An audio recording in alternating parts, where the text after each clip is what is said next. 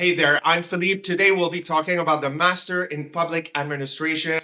Over the last few years, I've worked with a lot of applicants, and unfortunately, I've seen a lot of mistakes being made. So, if you are right now exploring MPA programs or just putting the finishing touches on your application, I believe that knowing what not to do is as important as knowing what to do. So, stick with me. I'll walk you through all the common mistakes and provide you tips on how to steer clear of them. Ready? Let's go.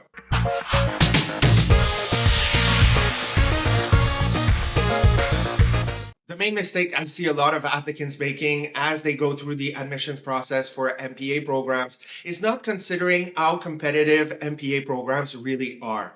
If we look at the data, the acceptance rate hovers between 20 to 10%, and it can go even lower if you are considering programs like Harvard, Columbia, NYU, Oxford, etc., etc. So it is a very competitive process to apply to MPA programs, and this fact should definitely inform your application strategy. So why is the MPA admissions process so competitive? Well, it has to do with the high demand for leadership training. And when you think about it, apart from MPA programs have become the go-to program for people who want to hone their leadership skills and fast track their careers, whether they work in public policy, the private sector, or NGO. And this increasing demand makes the applicant pool stronger and stronger each year. Another factor to consider is limited class size.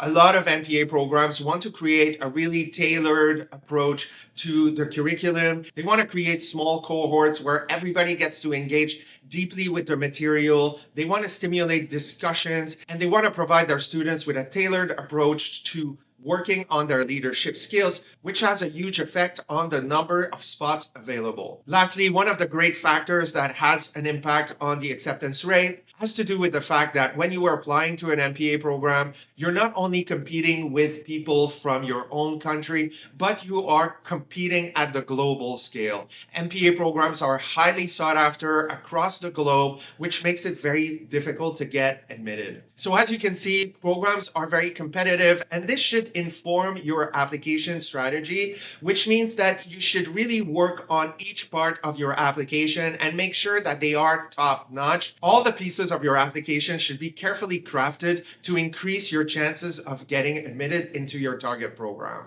Another tragic mistake I see being made by MPA applicants is not conducting enough research.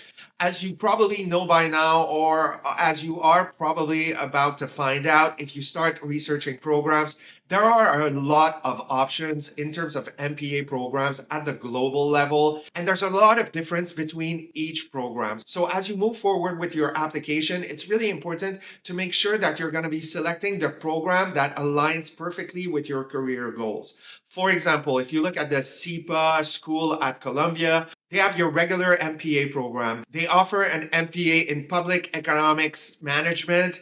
They have an executive MPA. They have an MPA for global leadership. So as you can see, the curriculum varies and the training that you will receive vary from program to program. So it's really important for you, in light of your career goals, to pick the program that's going to be the best fit for you. As you move forward with your MPA application, it's really important to keep in mind that fit is key. If you apply to a program where the fit is just not right there, you very likely won't get admitted. So it's really important for you to conduct in-depth research on each program to find the best fit for your goals, for your personality, and for the type of experience that you'd like to have. From an admission standpoint, there's also a lot of variety in terms of the requirements set out by these MPA programs. So you should definitely investigate all aspects of these requirements because there is a lot of variations. For example, from an academic background, you have programs that might require for you to have certain courses like economics or statistics. Some programs are looking for people who have experience in public policy in an academic setting or business, etc., etc. So it's definitely important for you to investigate if you have the right academic background to be successfully admitted into these programs. They also have a variety of requirements in terms of professional experience. In general, an MPA program will require you to have between 2 and 5 years of work experience, but it might vary. You have programs that welcome people who are right out of undergrad or have very limited work experience. As I've mentioned when I was talking about the CPA program, you have executive MPA programs and you have mid-career programs. So it's really important to find out how many years of work experience are required to make sure that you're picking a program that is in alignment with your own baggage of experience. Another really important component of your application is going to be your GRE or GMAT score. Some of these GRE scores during the pandemic had been made optional, but they have returned in some programs and now the GRE is required. So it's really important for you to find out if the GRE score is required or not, depending on where you are in the application process. If you're early on and you see that your academic background is not as strong as you wished, it might be a good idea to start prepping to take the GRE to make up for this lower academic score. Again, it's going to be a case by case here in terms of deciding to take the GRE or not if it's optional. But nonetheless, it's a really important factor to take into consideration as you outline your strategy for applying to MPA programs. In addition to that, you find the core requirements of application. So you will have to submit letters of recommendation, essays. Really important to look at the number of essays required, especially if you're considering applying to a wide variety of programs. Some programs require a statement of purpose and some others have their own set of essays. So go to each website, conduct some research, make sure to keep track of all the different prompts involved. You definitely don't want to be surprised at the end of the process with additional essays to write at the last minute. So once you've looked at all the different programs and their requirements, the next step for you is to find out more about the incoming class and the data associated with the students admitted in each program. A lot of programs will provide you with the data related to the average GPA or median GPA of past classes or the current class. They'll also provide you, if the GRE is required, the median or the average GRE score. They'll also tell you about the work experience of the people in the program. And this should be a great guideline for you in determining if you are a good fit for this program or not. Obviously, you want to be meeting the median or the average or higher for the GPA and the GRE. And you also want to hit the right number of years in terms of work experience. That being said, it's also really important to consider that admissions committees also want to build a class. We've talked about the small class size, and that class size is meant to reunite a lot of students with different backgrounds. So admissions committees are not necessarily expecting for you to be perfect. They will look at all the different facets of your profile, all the different pieces of your application, and they will make a decision based on this assessment. So if you are a little lower on the GPA side, you might have work experience that's really high impact that can make up for it. You might have had key leadership experiences that might make up for the GRE score, etc., etc. Nobody really is truly perfect. And just keep in mind that admissions committees will look at all the different pieces involved.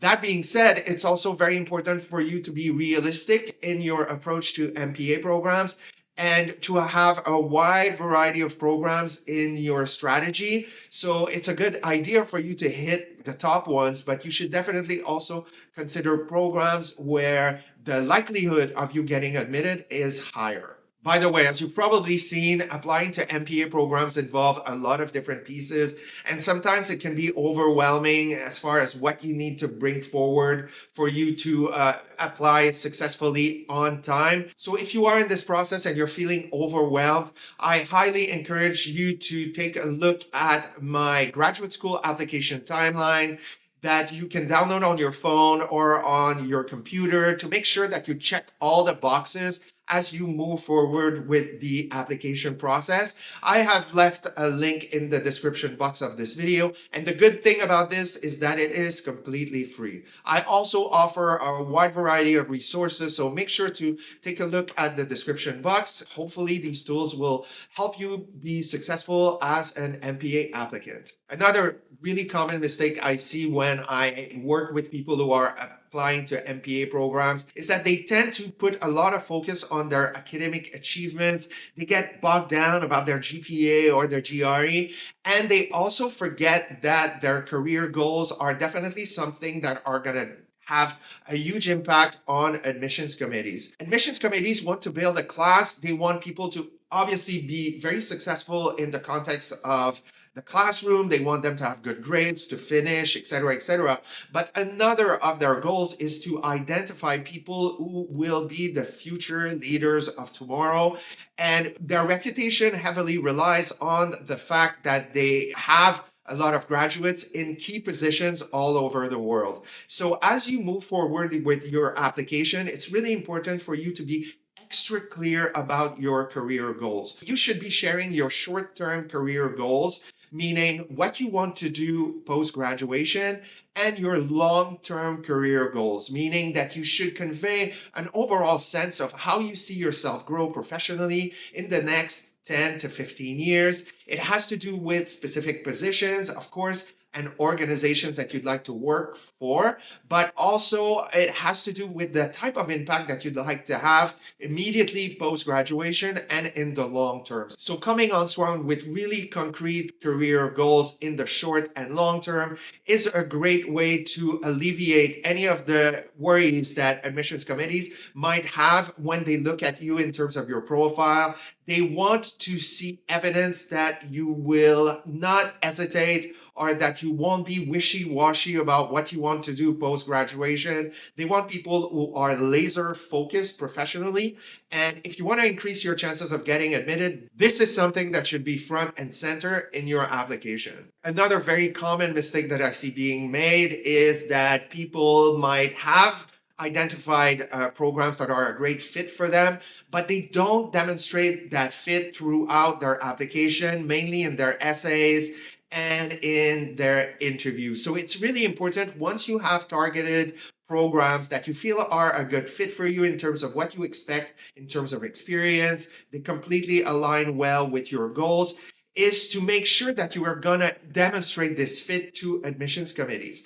A lot of people apply to MPA programs and to grad programs in general based on the reputation of a program or based on what their friends said about this program, etc., etc. And you definitely don't want to do that when you approach MPA programs. It might not be your case specifically, but you need to be aware that a lot of people apply to MPA programs because it's Harvard or Columbia, etc., etc. And this is the best way in general for admissions committees to dismiss these types of applicants, because obviously these applicants are going through the application process without a clear idea of what the program entails. You want on your end to beat this competition by being extra specific about the reasons why you pick this specific program. And you should outline that very clearly in your essays and during your interview. So you want to identify the curriculum. You want to look at it. You want to be able to name courses that you'd like to take. You need to also identify leadership opportunities within the program at the extracurricular level, for example, that are really appealing to you. You want to identify professors that you'd like to work with. They might have a speaker series that's going to be really important for you. Their career center might be a huge component of your decision to follow through with the application for each program. You should outline that as clearly as possible.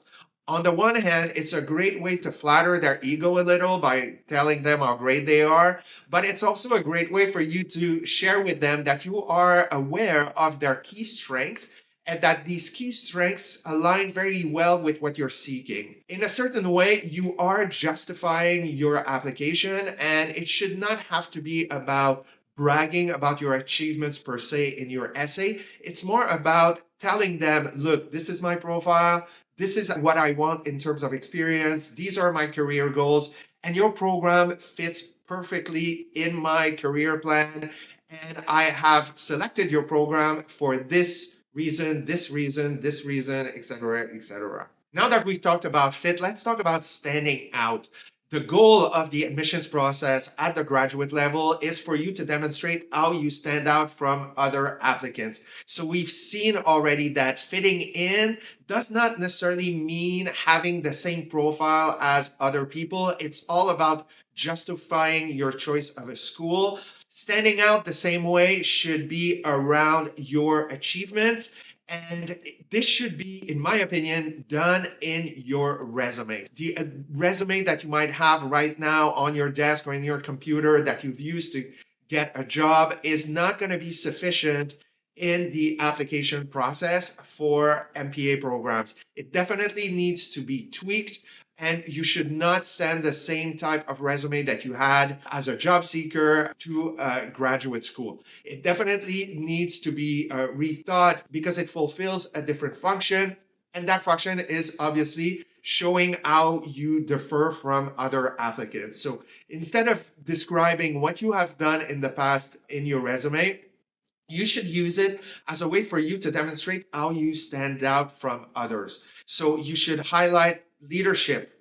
Any type of leadership position that you have been in your line of work should be clearly outlined. Your experience working with teams. I've talked about the small class size. So they're looking for people who know how to play well with others. So any type of teamwork experience that you've had in your line of work is going to carry a lot of weight. You also want to quantify, measure, provide concrete numbers related to your achievements and the impact that you've had while you were working for an organization. You really want to not only describe what you did, but you want to connect it to the impact that you had in your line of work. They are seeking leaders that are looking to make a great impact around them. So you should definitely outline that in your resume and see your resume as the place where you brag and see your essays as the space where you will provide them with more insight into your inner motivation for pursuing an MPA program. You should see the essays and the resumes as complementary. You should brag and list all your achievements in your resume and keep your essays for something that goes a little deeper. You definitely don't want to waste any valuable space in your statement of purpose and your essays rehashing what can already be found in your resume. Finally, this is going to seem very obvious to everybody, but one mistake that I see being made by a lot of MPA applicants is that they start at the last minute. They have a tendency to wake up a month before the application deadline and find out that they have 6 different essays to write. They have to tweak their resume, etc., etc. As you can see, the application process involves many different pieces, and the best way to approach the application process is to start early so that you can come up with the best resume possible, the best essays, etc., etc. Another really important factor that a lot of MPA applicants forget to consider as they move through the application process is that it can be a real game changer for you to network a little in addition to working on your application, especially if you are applying to these highly ranked programs that are highly competitive like Harvard, Columbia, NYU, Oxford, etc., etc. I highly suggest to find out if you fit in, to do a bit of networking and reach out to current students or past students to find out about their experience. It's a great way for you to, again, get to know if the program is going to be a great fit for you in terms of your expectations, etc., etc.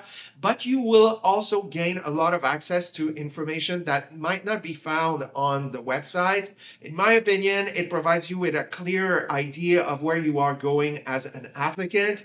And an added bonus to having some kind of networking strategy in addition to your application strategy is that you can use the conversations that you've had with current students or past students in your application. This is something you can allude to in your essays, for example, or during an interview if there is one.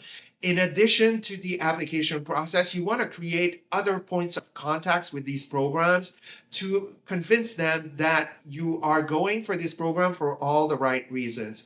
You'd be surprised to know the number of people who apply to MPA programs without doing this type of work.